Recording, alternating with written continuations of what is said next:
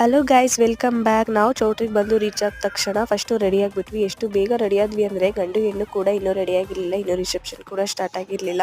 ನಾನು ಸ್ವಲ್ಪ ಜನ ನಮ್ಮ ಸೀನಿಯರ್ಸ್ನ ಈ ವೆಡ್ಡಿಂಗಲ್ಲೇ ನೋಡಿ ಮೀಟ್ ಮಾಡ್ತಾ ಇರೋದು. ತುಂಬ ವರ್ಷಗಳಾಗಿತ್ತು ಡೈರೆಕ್ಟಾಗಿ ನೋಡಿ ಮಾತಾಡಿಸಿ. ಗಂಡು ಹೆಣ್ಣಿಗೆ ವಿಶ್ ಮಾಡಿ ನಾವು ಡೈರೆಕ್ಟ್ ಊಟಕ್ಕೆ ಹೋಗ್ಬಿಟ್ವಿ. ಅಷ್ಟು ಕೂಡ ಆಗ್ತಿತ್ತು. ಹೊಟ್ಟೆ ಕೂಡ ಇಂಪಾರ್ಟೆಂಟ್ ಅಲ್ವಾ. ನಾನು ಯಾವುದೇ ವೆಡ್ಡಿಂಗ್ ಹೋದರೆ ಮದುವೆ ಊಟ ಮಾತ್ರ ವಿಶ್ ಮಾಡಲ್ಲ.